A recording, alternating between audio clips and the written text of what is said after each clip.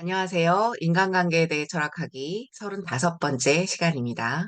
지난 시간 마지막 슬라이드가 나답게 산다는 그거를 제가 자전거 타기에 비유한 이렇게 넘어질 것 같으면서 중심을 잡아나가잖아요.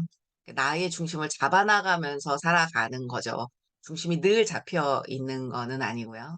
그래서 제가 어느 신문의 칼럼을 읽었더니 이 나답게 산다는 것과 굉장히 잘 연결되는 얘기를 하고 있었어요. 그래서 이제 그 슬라이드를 만들어서 같이 보려고 하는데 이게 우리가 지금 인간관계에 대해 철학하기의 이제 마지막을 향해 가고 있거든요. 37 번째까지 준비가 되겠더라고요. 네. 내가 나다워야지 나의 경계를 잘 적절한 수준으로 예 타인과의 경계 설정도 적절하게 잘하고 이래야 인간관계가 잘 되는 거라서 제가 이제 마무리에 나답게 산다는 것에 대한 얘기를 조금 하게 되는 것 같습니다. 네. 칼럼을 같이 읽어 보도록 하겠습니다. "난 이 비유를 꽤 오랫동안 좋아한다. 사람은 제각각 다른 모양의 소나무 같다는 것." 그러니까 사람마다마다 그 모양이 다 다르죠. 예. 다른 사람하고 비교할 필요도 없고 나는 나의 모양을 내가 원하는 방향으로 잘 만들어 가면 되는 건데요. "내륙의 소나무는 비옥하고 평평한 땅에서 마음껏 양분을 빨아들이며 곧게 자라지만 바닷가 기암절벽에 위태롭게 뿌리내린 소나무는 들이치는 바닷바람과 모진 태풍에 맞아가며 바스러지는 바위를 단단히 움켜쥐고 자라느라 몸이 이리 뒤틀리고 저리 뒤틀리고 구불구불 묘한 모양이 된다." 네, 이 저자분께서 굉장히 비유를 잘하셨죠. 내륙의 소나무와 바닷가 기암절벽에 위태롭게 뿌리내린 소나무, 그 환경에 따라, 그쵸? 그런데 그 환경에서 내가 어떻게 살아가고 싶으냐에 따라 이게 이제 자라는 방식이 많이 달라지죠. 물론 이제 소나무에 비유하니까 좀 환경에 의해 결정이 되겠지만 이 비유로 알아들으시고 사람의 경우에는 이 환경을 내가 어떻게 해석하냐에 따라 굉장히 달라지겠다 이 생각은 드실 거잖아요. 근데 이제 내륙의 소나무 입장에서는 편하니까 좋다고 또 느낄 수 있고 바닷가 기암절벽에 있는 소나무 입장에서 내륙의 소나무가 부러울 수 있거든요. 근데 내륙의 소나무 입장에서는 '아 내 인생은 너무 밋밋해. 별게 없어.' 그러니까 안정적이면 밋밋하다고 느끼고 별게 없다고 느껴요. 그러면서 바닷가 기암절벽에 위태롭게 뿌리내린 소나무를 부러워할 수 있어요. '나는 저 사람처럼 굉장히 이 인생에 오는 파도를 넘어서면서 정말 위대한 분투를 하고 싶어.' 그렇게 할 수도 있거든요. 그러니까 각자 자기가 가진 여건에서 좋은 점은 못 보고 다른 사람을 부러워할 수 있어요. 그리고 다른 사람이 처해 있는 조건이 더 멋지고 더 낫다라는 생각이 좀 많이 듭니다. 예. 근데 이제 우리가 가지고 있는 모습은 나의 기질과 환경과 이것에 굉장히 복합적인 그 변수로 인해서 형성된 유일무이한 이 세상에 유일무이한 나라는 존재인 거잖아요. 그런 특성을 가진. 그쵸? 그래서 다른 사람의 모양을 카피할 수도 없고 그쵸. 거의 모든 사람은 자기만의 바다를 앞에 두고 남들이 모르는 절벽 위 바위에 한 줌의 희망으로 매달려 하루하루 자라난다. 네. 그러니까 여기서 떨어지면 죽을 것 같은 그런 네. 자기만의 바다를 다 앞에 두고 있어요. 제가 뭐 야스퍼스의 고통의 한계 상황 이런 얘기도 자주 말씀드리는데 예. 그리고 '저 사람의 삶은 되게 좋아 보여. 편해 보여.' 이러지만 그 사람도 또 자기 나름대로의 절벽이 바위 위에서 한 줌의 희망으로 매달려서 힘들게 하루하루 자라난단 말이에요. 그러니까 뭐 우리가 다른 분들 위대한 성취를 이루신 분들 강의를 들어보면 그분들은 막 어렸을 때부터 그냥 쭉 그 목적을 향해서 곧게 잘 갔을 것 같잖아요. 별로 뒤돌아보지 않고 갔을 것 같잖아요. 그런데 다 보세요. 다 주저불러 앉았었고 뒤를 열심히 돌아봤었고 그럼에도 불구하고 한 발 한 발 나아간 사람이지 뭐 위대한 성취를 이룬 사람이 뭐 어떤 조건도 상관없이 나가자 싸우자 이기자 해서 쭉 고속도로로 간 게 아니란 말이에요. 그리고 우리가 볼 때는 대단한 성취를 하신 분이어도 '아 나는 왜 이거밖에 안 됐지?' 이러고 주저불러 앉아 있었던 시간이 있고 지금 현재에도 스포트라이트를 받고 있는 이 현재에도 자기의 어떤 부분을 마음에 안 들어하면서 자기는 '이게 안 된다.' 이렇게 콤플렉스를 느끼고 그러시잖아요. 사람마다마다 콤플렉스도 다 다르고 성취도 다 다르고 이런 거죠. 네. 그렇게 쉬운 인생은 없다는 거예요. 예. 그 제가 좀 잘 웃는 스타일인데 제가 잘 웃는 걸 보고 어떤 분은 "어떻게 그렇게 인생에 어려움이 없었던 사람처럼 웃냐."고 그러는데 저도 나름대로 만만치 않습니다. 예. 아는 사람은 저한테 "어떻게 박사를 했냐."고 "어떻게 포기하지 않고 했냐."고 그러거든요.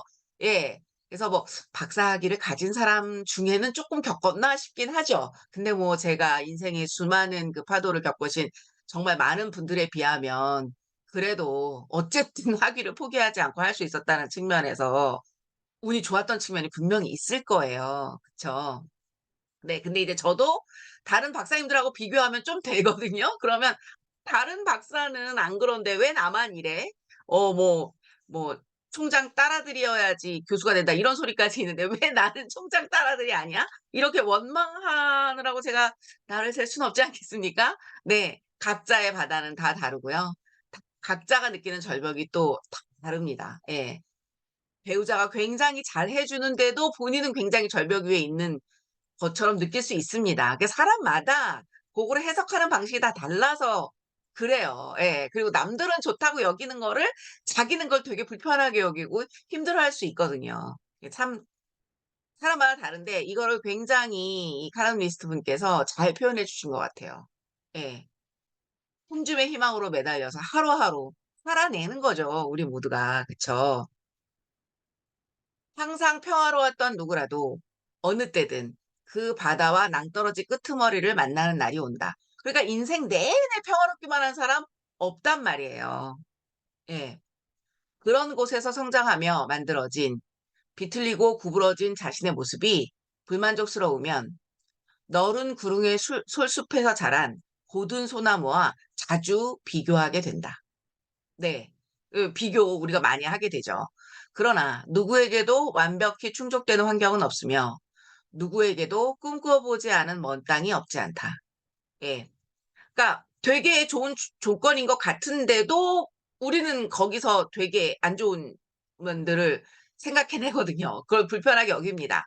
그리고 누구에게나 먼 땅을 꿈꾸게 됩니다. 남의 떡이 커 보이고 저걸 가지면 내가 좋을 것 같고 그래서 "누구에게도 꿈꿔 보지 않은 먼 땅이 없지 않다." 예. "다 꿈꿔 본 먼 땅이 있다." 이 말씀을 이렇게 쓰셨어요. 고든 소나무는 질곡으로 화려한 맵시를 갖게 된 해송을 보며 밋밋한 데다 멀대같이 두텁기만 한 자신을 탓할 수 있다. 그럴 수 있겠죠. 내가 가지지 않은 걸 부러워하니까. 해송에겐 해송의 삶이, 내륙의 소나무에겐 그에 맞는 삶이 자기만의 개성 담긴 현재를 만들어주고 정체성을 부여하게 해주었다. 그런 여건에서 그쵸? 해송의 삶, 내륙의 소나무, 예, 각자의 여건에서 자기만의 개성이 담긴 현재가 만들어진 거죠. 그리고 그런 조건들을 견디고 딛고선 나가 나인 거죠. 그쵸? 이런 여건들이 나를 만든 거죠. 나에게 왜 이런 여건이 왔느냐가 아니라 이 패러다임이 바뀌는 거를 이해를 하시겠어요? 이런 여건이 나를 만든 거죠. '나는 왜 이런 여건에 있어?' 라고 하기보다는 그쵸. 여건이 나에게 굉장히 영향을 끼치니까. 그래서 '이런 여건을 딛고 나는 어떻게 살 것인가?' 이게 적합한 질문이지 '왜 나는 이런 여건이야?' 이건 별로 적합한 질문이 아니에요. 그런 여건 속에서 내가 그렇게 만들어지는 건데요. 예. 그리고 그 여건에 대해서 내가 어떤 태도를 취하느냐가 나를 구성하는데요. 그쵸? 요게 표현이 다른 표현이 없는데 이게 인제 시야가 전환이 되시면 제 말씀이 이해가 되실 거고 시야가 전환이 안 되시면 '저게 무슨 소리야?' 싶으실 텐데 만약에 이해가 안 되신다 그러면 한 1년 후에 한번 다시 이 슬라이드를 봐 주시기를 부탁드리겠습니다. 네. 자 중요한 건 그런 자신의 모습이라는 거죠. 비록 척박한 생장이었지만 그의 뿌리 내려 지금의 나를 만들어낸 나 자신. 그러니까 척하지 않은 여건을 가지기는 어려워요, 사람마다. 그리고 어떤 경우엔 너무 온실의 화초 같은 그런 여건, 너무 모든 게 좋기만 한 그런 여건이 그 사람에게는 오히려 그게 바로 인생의 태클일 수 있는 거거든요. 예. 그러니까 뭐 인생에 안 되는 게 없으면 뭔가를 내가 되도록 이루어낸다라고 하는 것을 그런 어떤 성취를 맛보기 힘들죠. 다 되니까. 예. 그런 성취를 맛보기 힘들어지면 이제 자기 삶에서 의미를 찾기가 힘들어집니다. '아 나는 이러이러한 여건인데 그럼에도 불구하고 딛고서서 뭐 이걸 이뤘어.' 이러면서 자기 삶의 의미가 창출이 되는 건데 그쵸? 근데 그렇게 나를 방해하는 여건이 하나도 없으면 그게 오히려 더 심각한 문제가 됩니다. 그 사람이 삶에서 의미를 느끼기가 어려워집니다. 예. '모든 게 편안한데 난 왜 이러지?' 이런 느낌이 들 수가 있습니다. 모든 게 편안한데 예. 근데 자기는 행복하지가 않은 거예요. 그러니까 마치 그 축구 월드컵 축구를 할 때 정말 국가대표 어렵게 돼서 남의 나라 국가대표가 목숨 걸고 태클을 하는데도 그걸 넘어서서 골을 넣으니까 그 골이 의미가 있는 거지. 아무 수비수도 없는 운동장에서 혼자 골 넣었다고 골 세러머니 하면 그것처럼 웃기는 거 없거든요. 예. 근데 잘못하면 그런 인생이 있을 수 있어요. 만약에 뭐 그런 상황에서 삶의 무의미를 느끼지 않을 수 있다. 그러면 뭐 왜 재벌의 자제분이 자살을 하는 그런 일이 벌어지겠습니까? 왜 뭐 마약을 하고 이런 일이 벌어지겠습니까? 예. 강렬한 그 만족감을 주는 무언가를 원하게 되는 거죠. 웬만한 거는 다 너무 쉽게 이루어지니까. 그쵸. 그게 역설적으로 온실의 화초 같은 그 삶이 정말 너무너무 싫을 수 있는 거거든요. 예. 비록 척박한 생장이었지만 그의 뿌리 내려 지금의 나를 만들어낸 나 자신. 그런 나의 모습은 그 자체로 하나의 완성본이며 완성된 그쵸. 이것 자체로 너무 중요하다는 거죠. 독보적으로 가치 있는 고유의 의미를 지녔다는 사실을 알아차리는 것이다. 그걸 알아차리는 게 중요하다라는 거예요. 예. 그러니까 이런 여건에서 이걸 딛고서서 이렇게 된 거는 나뿐이야. 예. 그 고유의 의미가 있다라는 거죠. 그래서 누구는 삐딱하고 누구는 고집이 세고 누구는 버럭질이 작고 누구는 눈물이 많죠. 누구는 강건하고 누구는 유약하며 누구는 잔꾀가 많고 누구는 걱정이 많죠. 그리고 이게 인제 하나의 형용사로 딱 규정이 되는 게 아니라 이러면서도 저렇고 여러 가지 모습이 있죠. 그러니까 이제 심리학적으로 성인이 된다라고 하는 거는 나의 여러 가지 모습을 다 아울러서 '아 나에겐 이런 모습도 있고 이런 모습도 있고 이런 모습도 있다.'라고 해서 그걸 통합해 내는 거거든요. 누구의 마음 안에나 천사와 악마가 같이 삽니다. 예. 근데 그거를 다 '아 나에게 이런 면도 있구나.'라고 통합해 내는 게 심리학적 개념으로 성인이기는 한데요. 예. 그게 인제 철학적으로도 자기 자신이 되는 과정인 거죠 그게. 그죠. 구부렸으므로 바람을 흘려 꺾이지 않고 살아남았고 뒤틀었으므로 낭떠러지 아래로 떨어지지 않았습니다. 그러니까 그런 아주 어려운 여건이 그 사람의 그러한 독특한 삶을 만들어내는 거죠. 그쵸. 그러니까 박지성 선수의 평발이 지금의 박지성 선수를 지금은 은퇴했지만 훌륭한 박지성 선수를 만들어냈던 것처럼 누구에게나 그런 여건이 있다는 거죠. 그래서 '나는 왜 평발이야?'라고 원망했으면 박지성 선수가 그렇게 되지 않았겠죠. 그렇지 않겠습니까? 이게 거기 그 여건에 대한 자신의 태도가 굉장히 많은 걸 바꾼다는 거죠. 예. 지금 우리가 소나무의 비유를 보고 있지만 인간의 경우에는요. 전통 목조 가옥을 지을 때 유능한 대목장은 산에서 만난 나무의 모양을 보고 그 모양대로를 살려 집의 신미에 풍요로움을 더한다고 했던가? 자신의 지금 모습은 자신이라는 집에 가장 알맞는 최적의 역사다. 온갖 비바람과 위험에서 자신을 지금껏 살아남게 해준 매번 고마운 선택들의 결과다.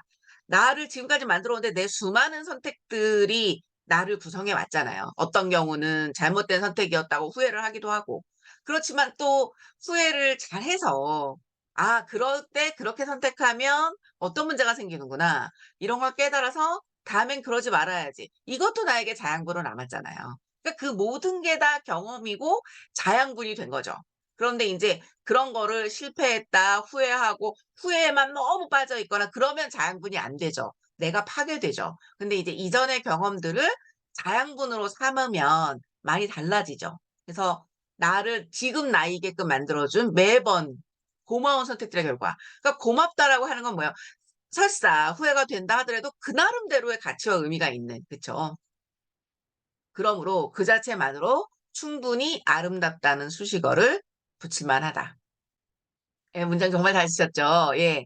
김종현 님이라는 칼럼니스트 분께서 쓰신 건데 제가 이게 어느 신문에 며칠인지 이거를 제가 안 써놨네요. 예. 그 글이 좋아서 해 놨는데 재료를 소재를 주신 김정현 님께 감사드리고 네. 나중에 댓글에 쓰든가 해야 되겠네요. 그 출처를 정확히는. 지은이는 이제 칼럼니스트 김정현 님입니다. 네.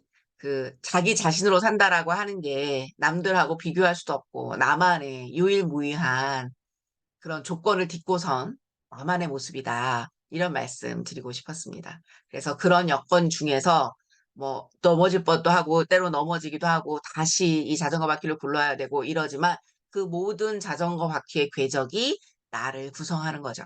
그래서, 그래서 나의 유일무이함 그런 거를 좀 생각하시면 좋을 것 같습니다. 네, 오늘은 이걸로 마치겠습니다. 감사합니다.